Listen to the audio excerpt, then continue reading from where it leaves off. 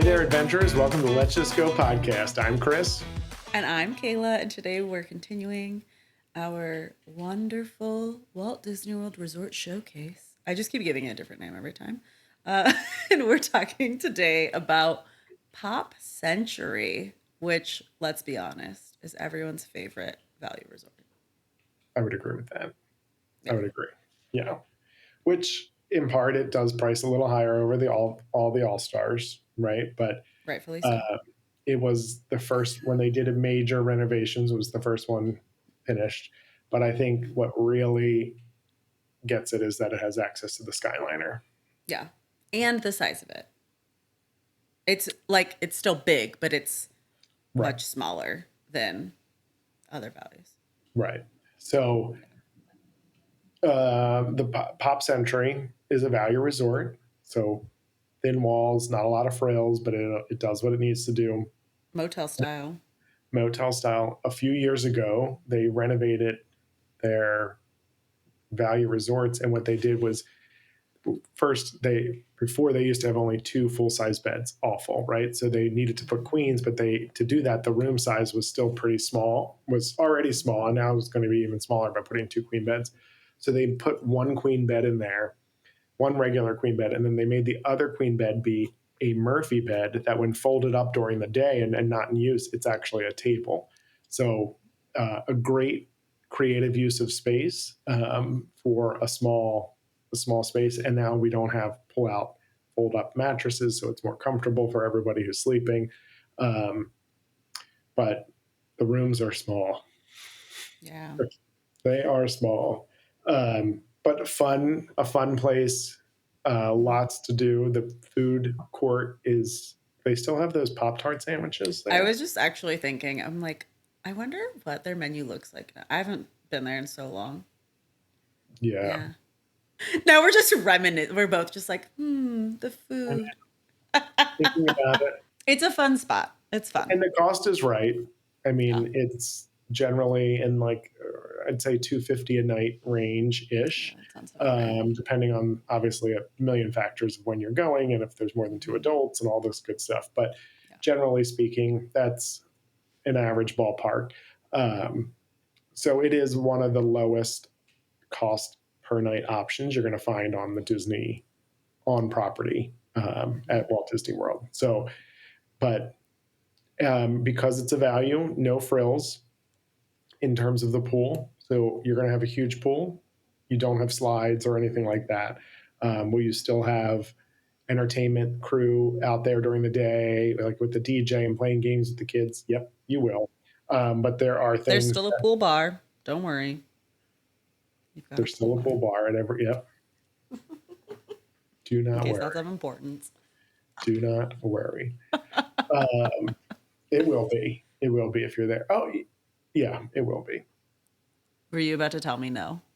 No, I just had a thought about another resort's pool and how you can hear the music underneath. At Art of Animation. Yeah. So Pop Century and Art of Animation are literally next door to each other. They share the Skyliner transit station. I don't know. What do they call the Skyliner station, I guess? Yeah. And you can go, so you cannot go use their pool.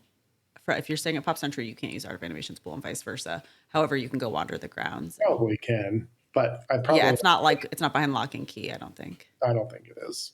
Well, no, it has to be because you can't just... the way Disney's pools work, you cannot enter the pool facility. They're all gated because it's a safety hazard for children. All gated, but I don't know if you need to scan in to all of them. Oh, I got you. Yeah, I don't know. Anyways, they're both right next to each other, and it's nice because you can walk over from Pop Century to Art of Animation and have some food at their food court, do some shopping at their merchandise location, enjoy all of the cute decorations that they have. Pop Century is also like the theming. It's like was done in the 90s, but it's cute. It's they have a 50s section, a 60s section, and a 70s section, right? Yeah. And like they're big, huge numbers. I mean, I think it does what it needs to do if your budget is right or if it's a quick hitter. It is not really, we wouldn't recommend it for people who want to spend a lot of resort time, Mm-hmm. or grandmom's coming along and she's, that's really where the deluxe is for. If you're going to, spend that money and enjoy the resorts, this is Mm-hmm. best, we think, for people who are really just sleeping there. Yeah. Yeah. And we're going to be honest. This is a short episode because there's nothing really bad to say about Pop Century. There's nothing really all that like outside of the Skyliner. There's not anything that's like, oh my God, it's so great either. So that's, that's it. All right. Bye. Like it's, I think if we're being honest, and we deal with people all day, every day who are going to this destination for travel and have different varying budgets, I mean, 9 times out of 10, someone's picking this because of a budget, to fulfill a yeah. budget, um, that they have in mind. So, Yeah. and it works. People go and love it. I've stayed there. It's great. I mean, Yeah. I know I keep saying it does what it needs to do, but it does. Mm-hmm. You can Yeah. shower, you can sleep, you can, and then be on your way. Yeah. There's Yeah. not, outside of the table when the bed's full. If the second Murphy bed is down, there's not an additional seating area. There's no desk. There's nothing. None of that. So Yeah. It's a spot it's gonna do the job you need it to do, and you're not gonna be disappointed in it. I right. think you're gonna get exactly what you paid for, and that's gonna be great. And I think that the reason that our other episodes for the moderates and the deluxes have been longer episodes is because there are a lot of extra amenities that are associated with those that are important to highlight. And here, you're getting a bed in a room with a bathroom, and you've got a food court with quick service dining options, and you've got a big You have a pool. pool, and that's it. And at the end of the day, that's it. So don't take the fact that this episode is, I don't know, 5 minutes long as us saying that it's bad. I mean, also, all of these resorts, it's what you make of it and what your priorities are. And if your priority is having more money to spend to do other experiences, then I think this is a great location for that. It's still going to give you that Skyliner access. If you're driving, you're going to be able to have a 2-minute walk out to your car.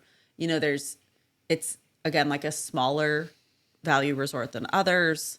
So I think that at the end of the day, it is what you want it to be. And if this sounds like a great option for you, then wonderful. If it doesn't, there are so many other options.